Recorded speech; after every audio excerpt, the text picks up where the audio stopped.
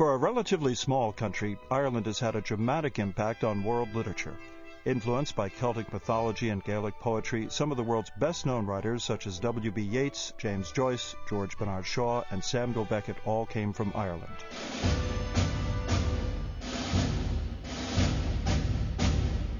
Welcome again to Trinity Rep Radio Theatre, the monthly exploration of dramatic literature with members of the Trinity Repertory Company. Today we'll be hearing works from Oscar Wilde, Lady Gregory, and James Joyce, running the gamut from comedy to tragedy. I'm Bob C., and with me as usual is Trinity Rep Artistic Director Kurt Columbus. Welcome, Kurt.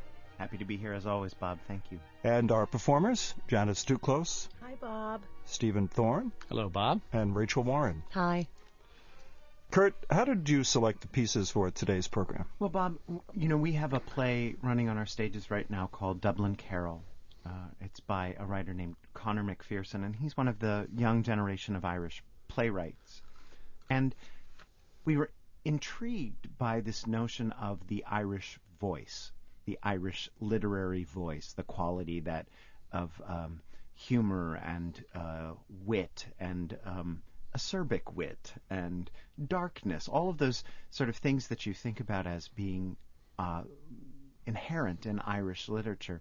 And it struck us that once we started looking at it, you could trace the roots of what we consider to be contemporary Irish literature to this sort of small clump of raw material, if you will, that there's a very small group of writers whose influences felt here, a century and more later in contemporary Irish literature. So we chose to do adaptations of three writers, a short play by Lady Gregory called The Workhouse Ward, and then also a short story by Oscar Wilde. We'll talk about him as a choice as an Irish writer a little bit later, called The Happy Prince, and then an excerpt from James Joyce's The Dead, which is perhaps one of the greatest and most celebrated short Irish fiction works of the 20th century. The first piece is by Lady Gregory. Could you tell us about her? Yeah.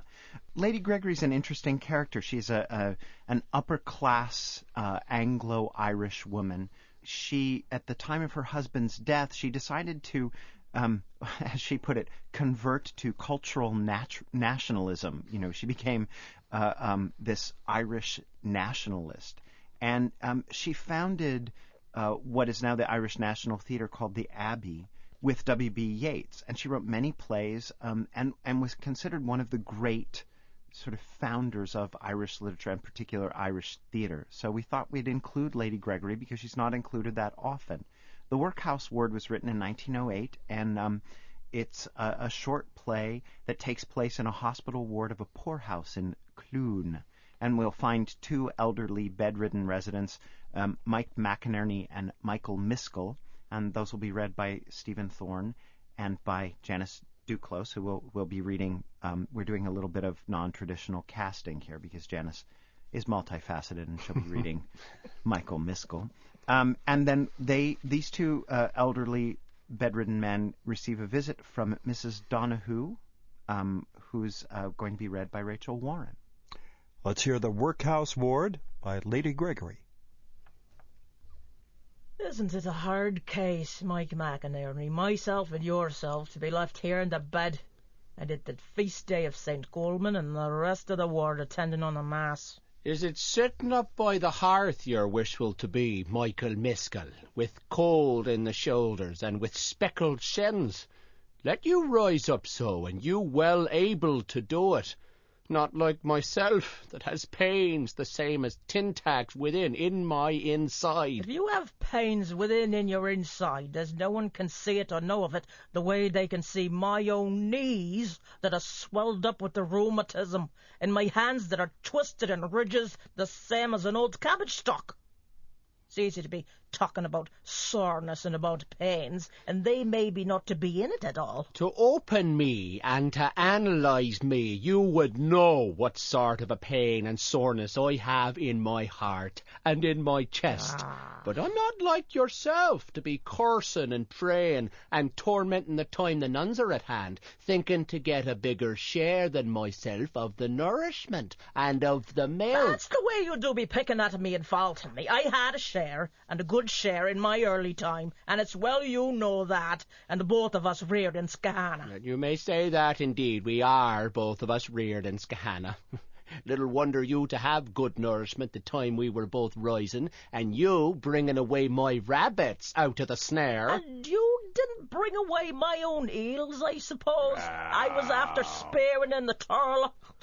Selling them to the nuns in the convent, you did, and letting on they to be your own. For you are always a cheater and a schemer, grabbing every earthly thing for your own profit. And you were no grabber yourself, I suppose, till your land and all you had grabbed were away from you. If I lost it itself, it was through the crosses I met with.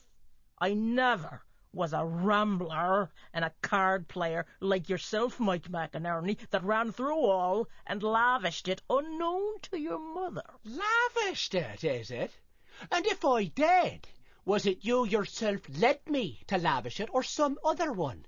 It is on my own floor I would be today, and in the face of my family, but for the misfortune I had to be put with a bad next-door neighbour that was yourself. What way did my means go from me? Spending on fencing, spending on walls, making up gates, putting up doors that would keep every four-footed beast you had from preying and trespassing on my oats and my little lock of hay. Oh, listen to you, and I striving to please you, and to be kind to you, and to close my ears to the abuse you would be calling and letting out of your mouth to trespass on your crops, is it? It's little temptation there was for my poor beast to ask to cross the merring. My God almighty, what had you but a little corner of a field? What do you say to my garden that your two pigs had destroyed on me? It was the west wind, I suppose, that devoured my green cabbage and that rooted up my champion potatoes. What are you saying? The two quietest pigs ever I had. They were not quiet, but very ravenous pigs you had that time. As active as a fox they were, killing my young ducks. Oh, once they had blood tasted, you couldn't stop 'em. And what happened the time I was passing your door? Two brazen dogs that rushed out and took a piece of me. Thinking you were a wild beast, they did, that had made its escape out of the travelling show, with the red eyes of you, and the ugly face of you, and the two crooked legs of you that couldn't hardly stop a pig in a gap. Sure, any dog that had any life in it at all would be roused and stirred seeing the like of you going down the road. I did well taking out a summons against you that time. It's a great wonder you not to have been bound over through your lifetime, but the laws of England is queer. Isn't it a bad story for me to be wearing out my days beside you? If it is a bad story for you, Michael Miskell, it is a worse story again for myself. Quit your lies and your chat and your arguing and your contrary ways, for there's no one under the rising sun could stand you. No. I tell you, you're not behaving as in the presence of the Lord. But is it wishful for my death you are? Let it come, and meet me now, and welcome, so long as it will part me from yourself. Amen to that. But let the whole world separate us till the day of judgment, for I would not be laid near you at the seven churches. I'd sooner than £10 in my hand, to know that my shadow and my ghost will not be knocking about with your shadow and your ghost, and both of us waiting our time. I'd sooner be delayed in purgatory. Now, have you anything to say? I have everything to say if I had but the time to say You it. let me up out of this till I choke you. You scolding porker, You wait a while. Wait a while yourself. Wait. Somebody's coming. They bade me come up here by the stair. I was never in this place at all. I don't know, am I right? Which one of the two is Mike McInerney? Who is it calling me by my name? Oh, sure, am I your sister? Honor McInerney that was, that now is Honor Donohoe. So you are, I believe. I didn't know you. It is time indeed for you to come see me, and I in this place 5 year or more, thinking me to be no credit to you, I suppose, among that tribe of Donohoes. I wonder they to give you leave to come ask am I living yet or dead. Oh, sure, I buried the whole string of 'em. Himself was the last to go. The Lord be praised, he got a fine natural death, and he got a lovely funeral. My poor John Donohoe. A nice clean man. You couldn't be but fond of him. Very severe on the tobacco he was, but he wouldn't touch the drink. And is it in Curran Row you are living yet? It is so. He left all to myself, but it is a lonesome thing, the head of the house to have died. Well, I hope that he has left you a nice way of living. Fair enough, fair enough. A wide, lovely house I have. A few acres of grassland. The grass does be very sweet that grows among the stones. And as to the say, there is something from it every day of the year. A handful of periwinkles to make the kitchen. You have all that? And you without a man in the house? It is what I am thinking. Yourself might come and keep me company. It is no credit to me, a brother of me own, to be in this place at all. I'll go with you. Let me out of this. I don't know. I was ignorant of you being kept to the bed. I am not kept to it. But maybe an odd time when there is a colic rises up within me.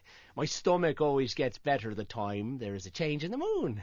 I'd like well to draw near you, my heavy blessing on you, Honor Donahoe, for the hand you have held out to me this day. Sure you could be keeping the fire in, and milking the goat, and maybe putting out the cabbage plant in their time, for when the old man died, the garden died. Oh, I could, to be sure, and be cutting the potatoes for seed. What luck could there be in a place and not a man to be in it? Is that now a suit of clothes you've brought with you? It is so. The way you will be tasty coming in among the neighbours at Curran Row. My joy you are. It is well you earned me. Let me up out of this. And is it going out of this you are, Mike McInerney? Don't you hear I am going to Curran Row? I am going. Going I am to a place where I will get every good thing. And is it to leave me here after you will? Every good thing. The coat and the goat and the kid are there. The sheep and the lamb are there. Ploughing and seed sowing, no talk about the rent, spending and getting and nothing scarce, sport and pleasure, and music on the strings. Age will go from me and I will be young again. Oh, Mike, is it truth you're saying? You're to go from me and to leave me with rude people of every parish, and they having no respect for me. Or no wish for me at all. Whist now, and I'll leave you my pipe. And I'll engage it is Honor Donahoe won't refuse to be sending you a few ounces of tobacco in our time. What signifies tobacco? All that I'm craving is the talk. There to be no one at all to say out to whatever thought might be rising in my innate mind. To be lying here and no conversable person in it be the abomination of misery. Look now, Honor, it's what I often heard said, 2 be better than 1. Sure, if you had an old trouser was full of holes, or a skirt, wouldn't you put another in under it that might be as tattered as itself, and the 2 of them together would make some sort of a decent show? Oh, what are you saying? There's no holes in that suit I brought you now. It is what I'm thinking, Honor. I do be weak an odd time. Any load I would carry it praise upon my side. And this man does be weak an odd time with the swelling in his knees. But the 2 of us together, it's not likely it is. After one time we would fail. Bring the both of us with you, Honor, and the both of us together will make one good hardy man. Is it queer in the head you're growing, asking me to bring in a stranger off the road? I am not, ma'am, but an old neighbour I am. Michael Miskell I am, that was in the next house to you in Skahana. For pity's sake, Michael Miskell is it? That's worse again. Yourself and Mike that never left fighting and scolding and attacking one another. All the quarrelling that ever was in the place, it was myself that did it. Sure, his anger rises fast and goes away like the wind. Bring him out with myself now, Honor Donahoe, and God bless you. Well, then I will not bring him out. And I will not bring yourself out and you not to learn better sense. Are you making yourself ready to come? I am thinking, maybe. It is a mean thing for a man that is shivering into 70 years to go changing from place to place. Well, take your luck or leave it. All I asked was to save you from the hurt and harm of the year. Bring the both of us with you, or I will not stir out of this. Give me back my fine suit so, till I go look for a man of my own. Let you go so, as you are so unnatural and so disobliging, and look for some man of your own, God help him, for I will not go with you at all. It is too much time I lost with you, and dark night waiting to overtake me on the road. Let the two of you stop together and the back of my hand to you. It is I will leave you there, the same as God left the Jews. Maybe the house is not so wide as what she says. Why wouldn't it be wide? There does be a good deal of middling poor houses down by the sea. What would you know about wide houses? Whatever sort of house you had yourself, it was too wide for the provision you had into it. Whatever provision I had in my house, it was wholesome provision, a natural provision. Herself and her periwinkles. Periwinkles is a hungry sort of food. Now, stop your impudence and your chat, or it will be the worse for you. I'd bear with my own father and mother as long as any man would, but if they'd vex me, I would give them the length of rope as soon as another.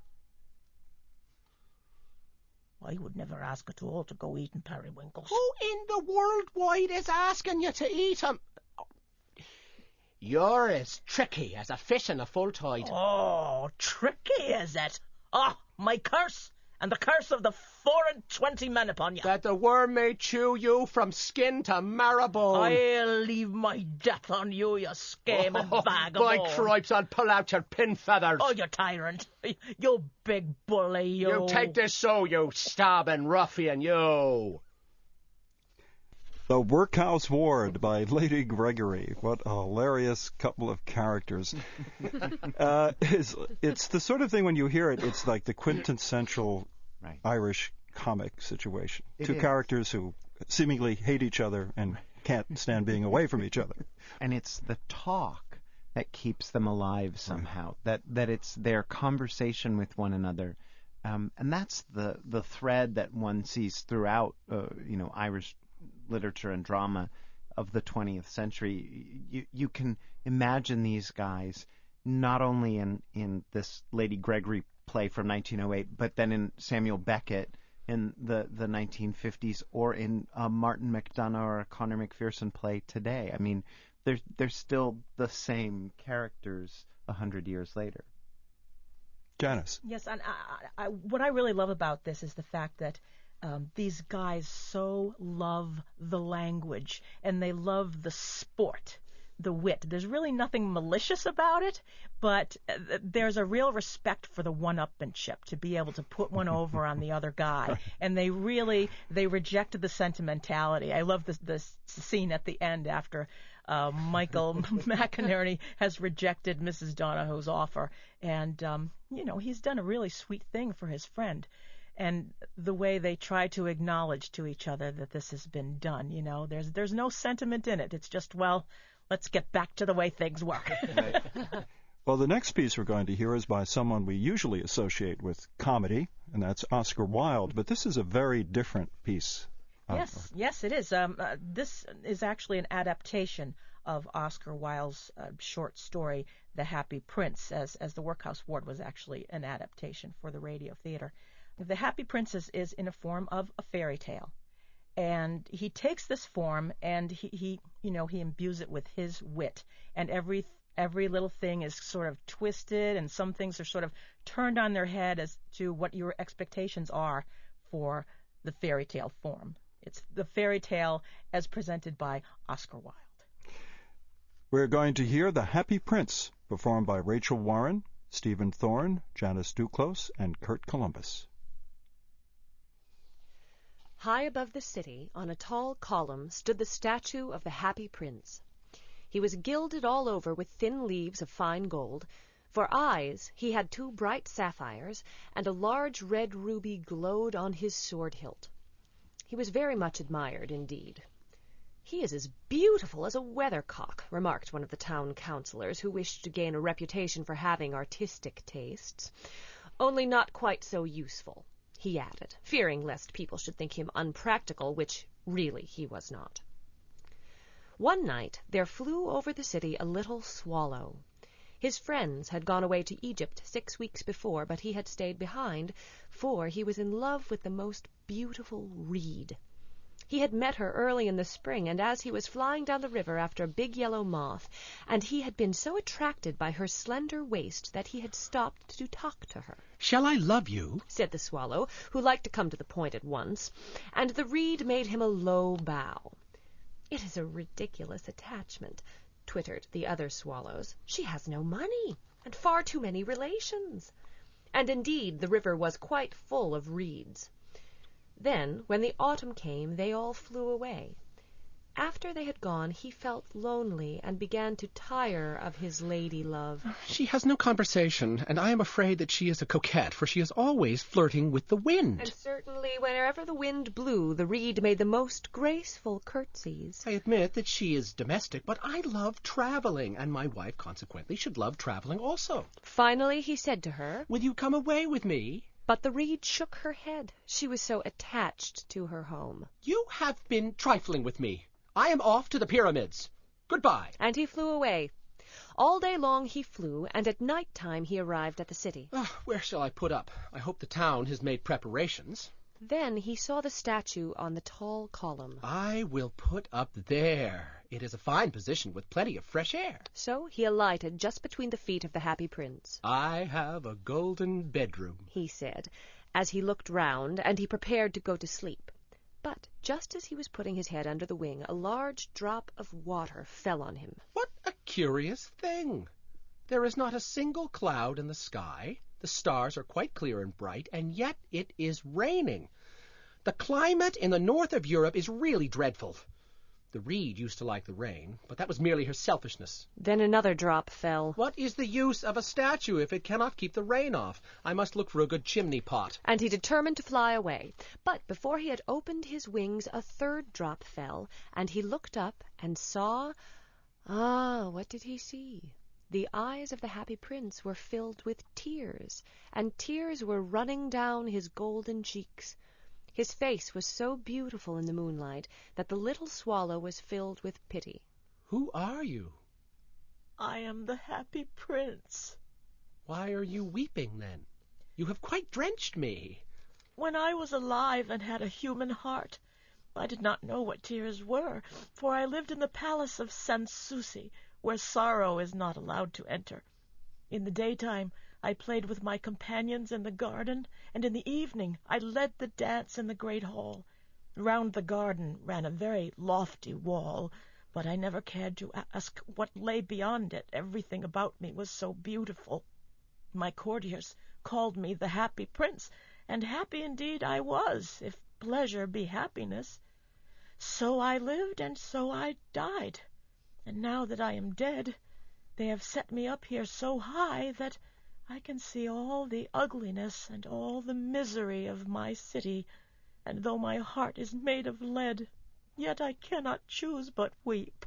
Said the swallow to himself. "What, is he not solid gold?" He was too polite to make any personal remarks out loud. Far away, in a little street, there is a poor house. One of the windows is open, and through it I can see a woman seated at a table. Her face is thin and worn, and she has coarse red hands, all pricked by the needle, for she is a seamstress. She is embroidering passion flowers on a satin gown for the loveliest of the Queen's maids of honor to wear at the next court ball. In a bed in the corner of the room, her little boy is lying ill. He has a fever and is asking for oranges. His mother has nothing to give him but river water, so he is crying. Swallow, swallow, little swallow, will you not bring her the ruby out of my sword hilt?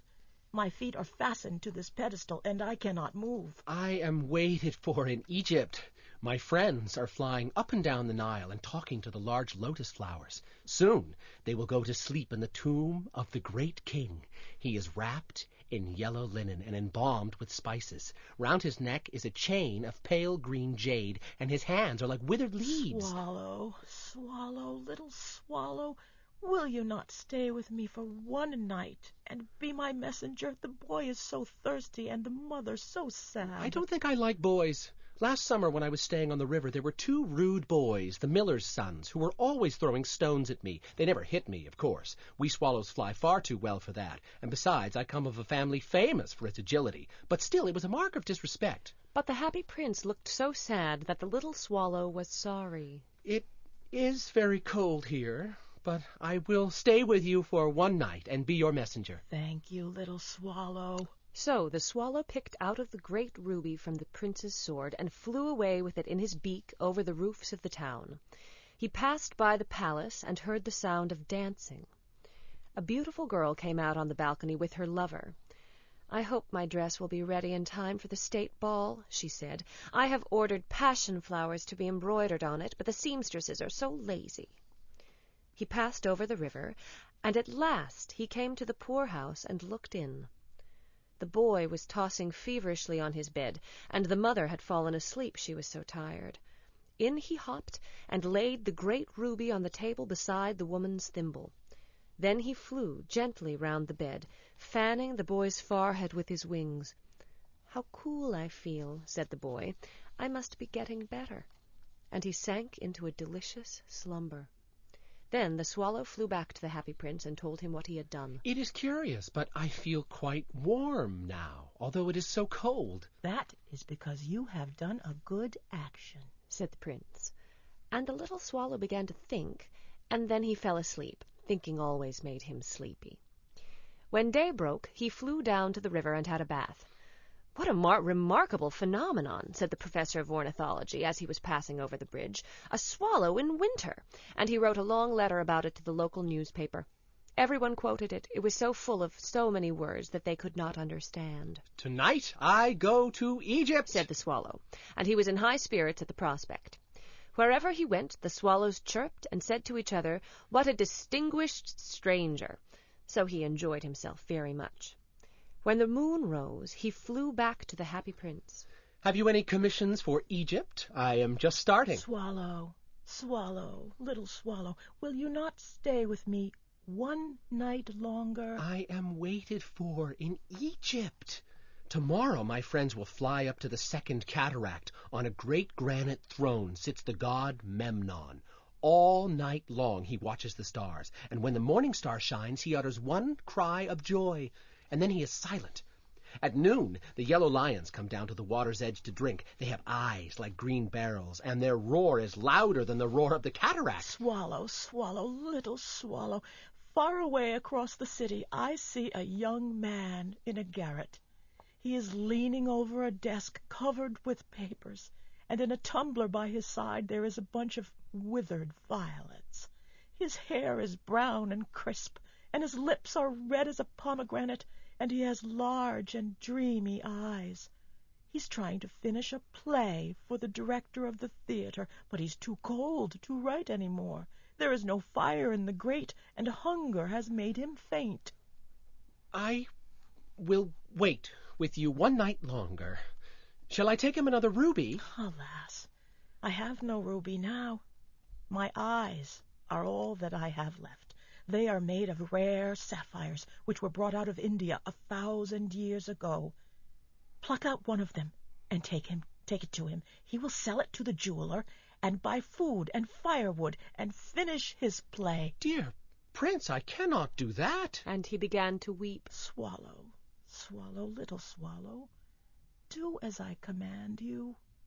So the swallow plucked out the prince's eye and flew away to the student's garret. It was easy enough to get in, as there was a hole in the roof. The young man had his head buried in his hands, so he did not hear the flutter of the bird's wings, and when he looked up he found the beautiful sapphire lying on the withered violets. "I am beginning to be appreciated," he cried. "This is from some great admirer. Now I can finish my play." And he looked quite happy. The next day the swallow flew down to the harbor. He sat on the mast of a large vessel and watched the sailors hauling big chests out of the hold with ropes. I'm going to Egypt, cried the swallow, but nobody minded. And when the moon rose, he flew back to the happy prince. I am come to bid you goodbye. Swallow, little swallow, will you not stay with me one night longer? It is winter, and the chill snow will soon be here. In Egypt, the sun is warm on the green palm trees. My companions are building a nest in the temple of Baalbek, and the pink and white doves are watching them and cooing to each other. Dear prince, I must leave you, but I will never forget you, and next spring I will bring you back 2 beautiful jewels in place of those you have given away. In the square below there stands a little match girl. She has let her matches fall in the gutter, and they are all spoiled. Her father will beat her if she does not bring home some money, and she is crying. She has no shoes or stockings, and her little head is bare.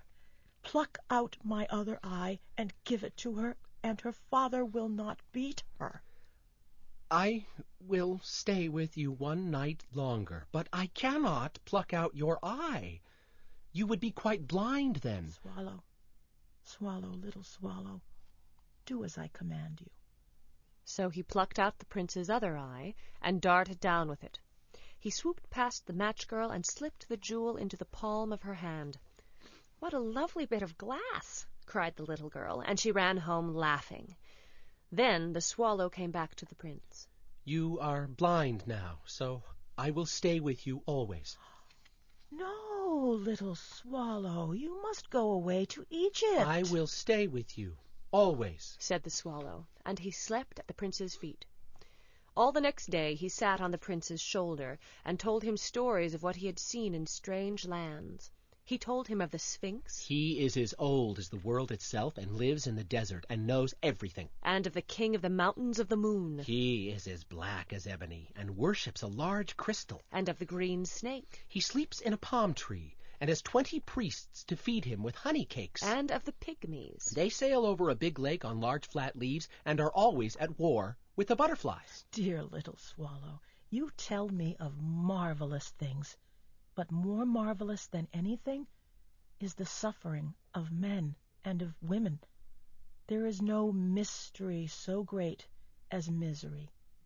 Fly over my city, little swallow, and tell me what you see there.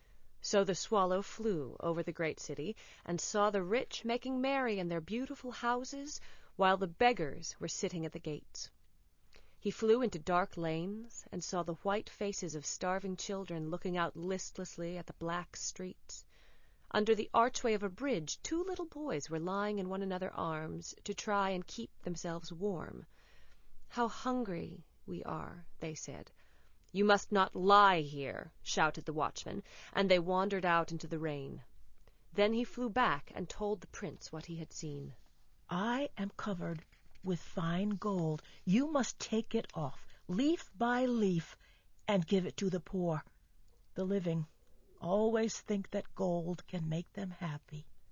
Leaf after leaf of the fine gold the swallow picked off, till the happy prince looked quite dull and gray. Leaf after leaf of the fine gold he brought to the poor, and the children's faces grew rosier, and they laughed and played games in the street. "We have bread now," they cried.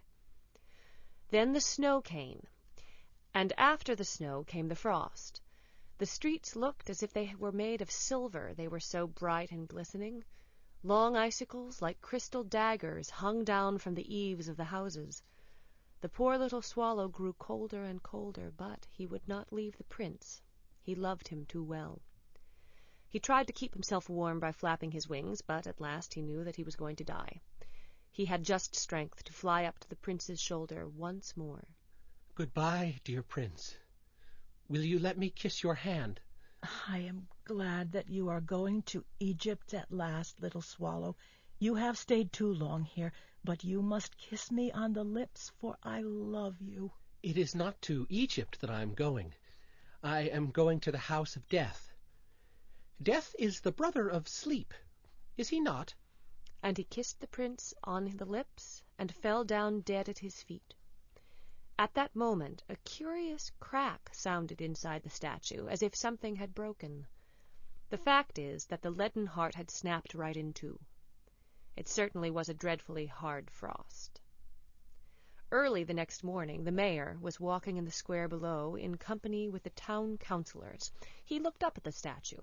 Dear me, how shabby the Happy Prince looks. How shabby, Shabby, indeed. Shabby indeed, cried the town councillors, who always agreed with the mayor, and they went up to look at it. The ruby has fallen out of his sword.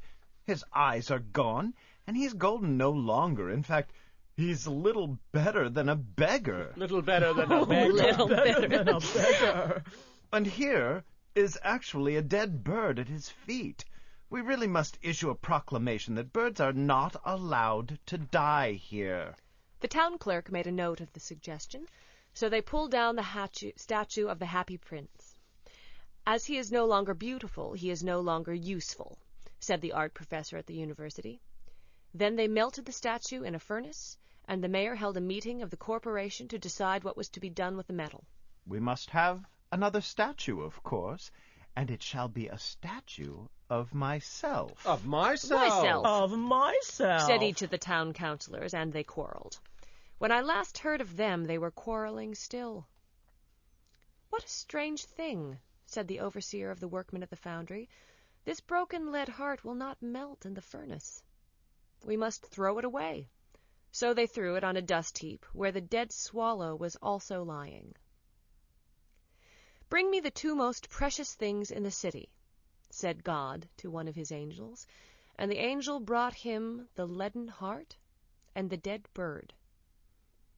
You have rightly chosen, said God, for in my garden of paradise this little bird shall sing for evermore, and in my city of gold the Happy Prince shall praise me. The Happy Prince by Oscar Wilde, performed by Rachel Warren, Stephen Thorne, Janice Duclos, and Kurt Columbus. Janice, this is certainly a different side of Oscar Wilde, certainly different from the one we're used to in The Importance of Being Earnest and other plays. What do you especially like about this story? What I love about this story is the fact that he dashes expectations just when you think you know how things are going to progress, like the way he talks about the poor matchstick girl, and he talks about the poor little boy who's dying in the bed, and then he talks about the poor playwright who seems to be a perfect description of himself, and the fact that he doesn't have any supporters. And I just think that his sense of humor and his sense of justice, too, the way he is able to skewer institutions in the story, the town councilors and the anthropologist and the art professor. It's all he's just delightful. So the wit is definitely there. Absolutely. Well, and you know what's interesting, Bob? I think if most of our listeners were asked before this show, is Oscar Wilde an Irish writer, they would say no. I think we tend to equate him with a mid-19th century British sensibility. And you start to realize that Wilde, he was born in Ireland. He was educated at Trinity College in Dublin before going to Oxford, and he didn't actually leave Ireland for good until he had a marriage proposal declined by a woman who later married Bram Stoker, but that's a whole other program, I think. Here's a guy that we consider to be English, and yet through his Irish trickery, he makes commentary on this other situation, these other people, and it's really quite remarkable. And Rachel, did you have a comment about this story? I adore. We talked a lot actually about the ending. We debated about and suddenly there's God in the story, and what that and that it's sort of ambiguous. It's sort of hard to know what to make of it, and what God says, bring me the two most precious things in the city. And the angel brings him the lead heart and the dead bird. And he says, you've rightly chosen, for in my garden of paradise this bird shall sing forevermore, and in my city the Happy Prince shall praise me. So in a way it's like, even, I don't know, it's debatable. Like, what's the point he's making? Even God is sort of like the people in the town. Exactly. That the point of all these wonderful things that the bird and the prince had done together was self-glorification for God, which and the notion of the twist again, that exactly. There's nothing that is purely romantic, that is purely sentiment, but it's always got that little turn of the screw. It's not a simple morality tale. Right. Well, of course, when we think of Irish literature, James Joyce comes to mind, and especially his work, The Dead. We're going to be hearing an excerpt from that. And Janice, why don't you tell us about what we're going to hear? Well, this is an adaptation of the final portion of Joyce's short story, The Dead.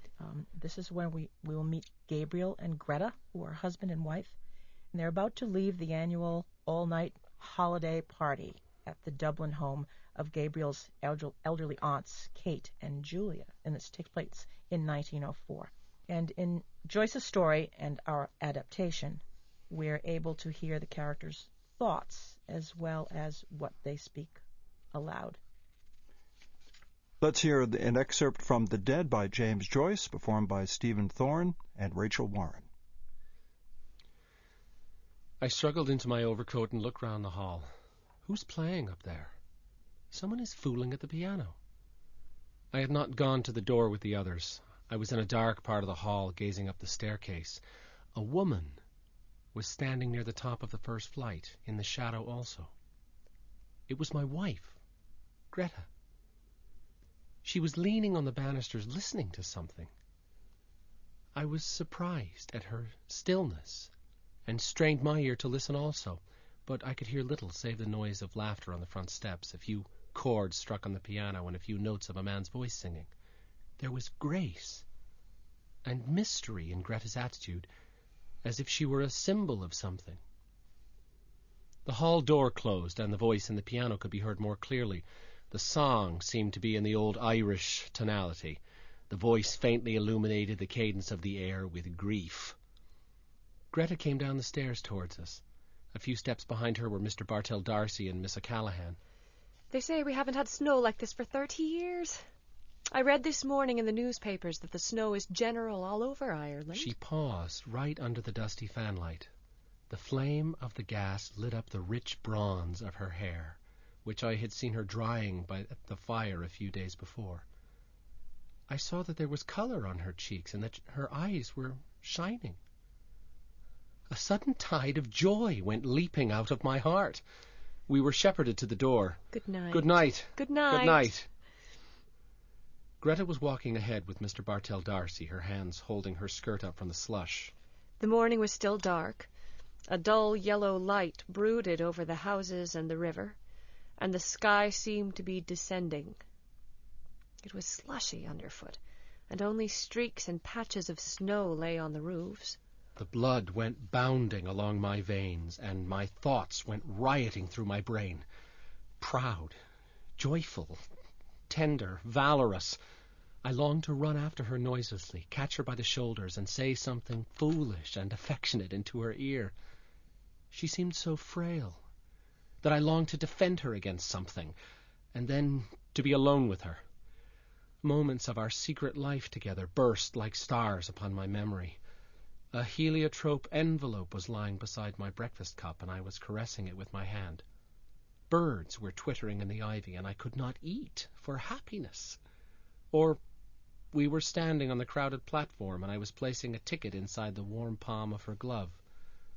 I longed to recall to her those moments, to make her forget the years of our dull existence together, and remember only our moments of ecstasy. For the years had not quenched my soul or hers. Our children, my writing, her household cares had not quenched all our soul's tender fire. I longed to be alone with her. When she and I were in our room in the hotel, I would call her softly, "Greta." Perhaps she would not hear at once. She would be undressing. Then something in my voice would strike her. She would turn and look at me. At the corner of Wine Tavern Street we met a cab. I was glad of its rattling noise, as it saved us from conversation. When the cab drew up before the hotel, Gabriel jumped out and paid the driver. I leaned for a moment on his arm in getting out of the cab, and while standing at the curbstone bidding the others good night. She leaned lightly on my arm, as lightly as when she had danced with me a few hours before. I had felt proud and happy then, happy that she was mine, proud of her grace and wifely carriage. But now, after the kindling again of so many memories, the first touch of her body, musical and strange and perfumed, sent through me a keen pang of lust. Under cover of her silence, I pressed her arm closely to my side, and as we stood at the hotel door, I felt that we had escaped from our lives and duties, escaped from home and friends, and run away together with wild and radiant hearts to a new adventure. The porter led us along a corridor and opened a door. A ghostly light from the street lamp lay in a long shaft from one window to the door. I threw my overcoat and hat on the couch and crossed the room towards the window. I looked down into the street in order that my emotion might calm a little. Greta had taken off her hat and cloak and was standing before a large swinging mirror, unhooking her waist. I watched her for a few moments. "Greta!" I turned away from the mirror slowly and walked along the shaft of light towards him. Her face looked so serious and weary that the words would not pass my lips. No, it was not the moment yet. "You looked tired." "I am a little." I waited again, fearing that diffidence was about to conquer me. "By the way, Greta." "What is it?" "You know that poor fellow Freddie Malins?" "Yes, what about him?" "Well, poor fellow, he's a decent sort of chap, after all. He gave me back that sovereign I lent him, and I didn't expect it, really." Why did she seem so abstracted? Was she annoyed, too, about something? If only she would turn to me. "When did you lend him the pound?" I strove to restrain myself from breaking out into brutal language about the sottish Freddie Malins and his pound. I longed to cry to her from my soul, to crush her body against mine. Oh, at Christmas, when he opened that little Christmas card shop in Henry Street, I was in such a fever of rage and desire that I did not hear her come from the window. I stood before him for an instant. Then, suddenly, raising myself on tiptoe and resting my hands lightly on his shoulders, I kissed him. "You are a very generous person, Gabriel." Trembling with delight at her sudden kiss, and at the quaintness of her phrase, I put my hands on her hair and began smoothing it back, scarcely touching it with my fingers. The washing had made it fine and brilliant. My heart was brimming over with happiness. Just when I was wishing for it, she had come to me of her own accord. Perhaps her thoughts had been running with mine. Perhaps she had felt the impetuous desire that was in me, and then the yielding mood had come upon her. I slipped one arm swiftly about her body and drew her towards me. "Greta, dear, what are you thinking about?" I did not yield wholly to his arm. "Tell me what it is, Greta. I think I know what is the matter." "Do I know?" "Oh, I'm thinking about that song Mr. Darcy sang tonight." I broke loose from him and ran to the bed, and throwing my arms across the bed rail, hid my face. "What about the song? Why does that make you cry?" "I'm thinking about a person long ago who used to sing that song." "And who was the person long ago?" "It was a person I used to know in Galway when I was living with my grandmother." A dull anger began to gather again at the back of my mind. "Someone you were in love with?" "It was a young boy I used to know named Michael Fury. He used to sing that song. He was very delicate. I can see him so plainly.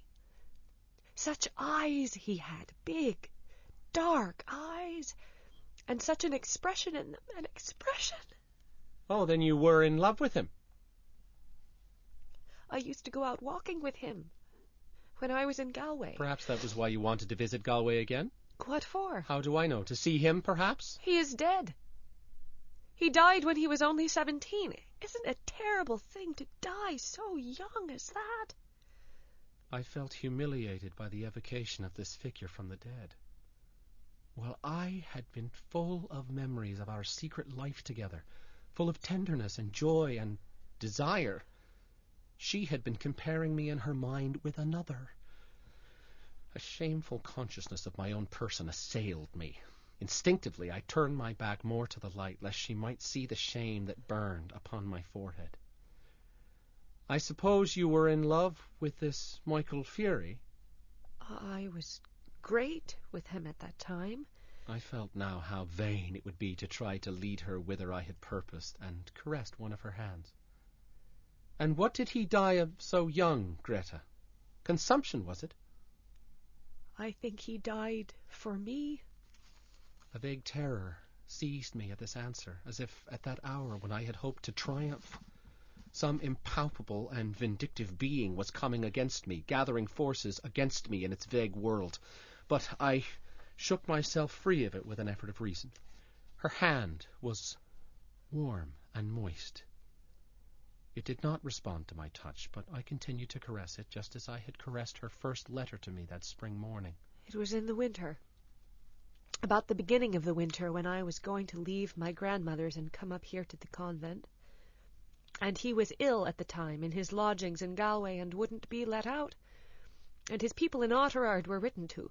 He was in decline, they said, or something like that. I never knew rightly. Poor fellow. He was very fond of me, and he was such a gentle boy. We used to go out together, walking, Gabriel, like the way they do in the country. He was going to study singing only for his health. He had a very good voice. Poor Michael Fury. Well, and then? And then it was time for me to leave Galway and to come up to the convent. He was much worse, and I wouldn't be let see him. So I wrote him a letter saying I was going up to Dublin and would be back in the summer, and hoping he would be better then. Then the night before I left, I was in my grandmother's house in Nuns Island packing up, and I heard gravel thrown up against the window. The window was so wet I couldn't see, so I ran downstairs, and as I was, and slipped out the back into the garden, and there was the poor fellow at the end of the garden shivering. And did you not tell him to go back? I implored of him to go home at once. I told him he would get his death in the rain, but he said he did not want to live. I can see his eyes as well. He was standing at the end of the wall where there was a tree. And did he go home? Yes, he went home. And when I was only a week in the convent, he died, and he was buried in Oughterard, where his people came from. Oh, the day I heard that he was dead. She flung herself face down on the bed, sobbing in the quilt. I held her hand for a moment longer, irresolutely, and then, shy of intruding on her grief, let it fall gently and walked quietly to the window. She was fast asleep. I looked for a few moments, unresentfully, on her tangled hair and half-open mouth, listening to her deep-drawn breath. So she had had that romance in her life. A man had died for her sake. It hardly pained me now to think how poor a part I, her husband, had played in her life. I watched her while she slept, as though she and I had never lived together as man and wife. I thought of what she must have been then, in that time of her first girlish beauty. I did not like to say, even to myself, that her face was no longer beautiful, but I knew that it was no longer the face for which Michael Fury had braved death. Perhaps she had not told me all the story. I wondered at the riot of my emotions of an hour before. From what had it proceeded? From the aunt's supper, the wine and dancing, the merry-making, the pleasure of the walk along the river in the snow. Poor Aunt Julia. She, too, would soon be a shade. Soon, perhaps, I would be sitting in that same drawing-room, dressed in black.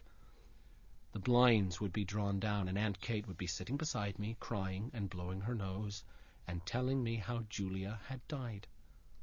I would cast about in my mind for some words that might console her, and would find only lame and useless ones. Yes, that would happen very soon. The air of the room chilled my shoulders. I stretched myself cautiously along the sheets and lay down beside my wife.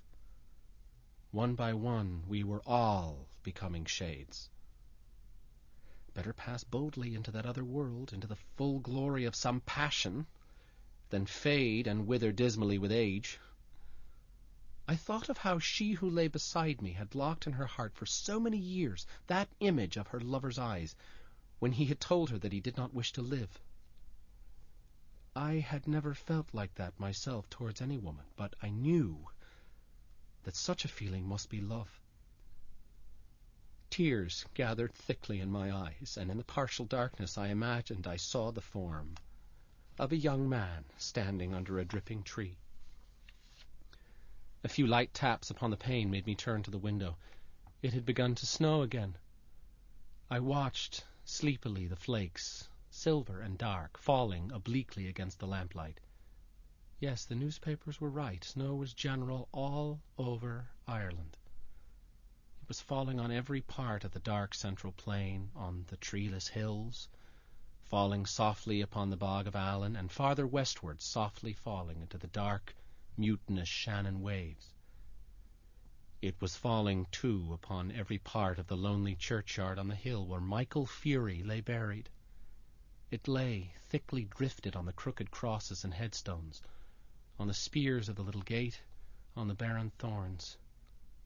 My soul swooned slowly as I heard the snow falling faintly through the universe, and faintly falling, like the descent of their last end, upon all the living and the dead. An excerpt from The Dead by James Joyce, read by Stephen Thorne and Rachel Warren. Truly a remarkable story, and I'd like to ask you, Stephen, as an actor, what are the challenges? How are they different in performing a character like this as opposed to a character on stage? Well, this is an incredible piece of writing, so you just try to stay out of the way and do some justice to it. It's really great. I mean, this is a very difficult thing to adapt. I think that Emily and Janice did a really good job of adapting this little section. And it's difficult because you go inside people's heads, which is something you can kind of only do in literature. You can sort of do it on the stage, but it works really well in literature. And I think in this format it works pretty good too. For this, just trying to differentiate between what the life of the mind is, and in this case I think it's intimate, and there's all these sort of things going on. Actually, it's 10 times more expressive than the actual dialogue that they have between each other. These are people who've been married for a long time, and he's going through this riot of things in his head and in his heart and having all these feelings, and yet what he expresses is this very sort of limited range. So those are great contrasts, I think. It's the really, Bob, back to the language and this notion of the construction. There's a vague poetry that is just utterly through the stream of Joyce's writing, and a music and a musicality. We've been talking about the accent and the lilt of the Irish accent, but there's a construction and a way in which the emotion just is threaded through each of those words. And so I think Rachel and Stephen just performed that so brilliantly by simply performing it and not trying to layer on a kind of acting, but really just being truthful and honest with what's already there. And it's like Joyce is trying to really get at the truthfulness of what people really feel. Right. No matter and give what us they a say. picture not only of the exterior of the couples together and the moment in time and this particular couple together, but also then, as Stephen's suggesting, give just a little window into their minds and their hearts. I want to thank you all for these wonderful performances today, these great pieces of Irish literature. Thank you for having us. Thank you very much. Trinity Rep Radio Theater is a production of Trinity Repertory Company in association with WRNI. The producers are Emily Atkinson and Janice Duclos. The executive producer is Trinity Rep's artistic director, Kurt Columbus. Our technical director is Jim Moses. Our performers today were Janice Duclos, Stephen Thorne, and Rachel Warren. The general manager of WRNI is Joe O'Connor, and I'm Bob C. Join us again next month for Trinity Rep Radio Theater.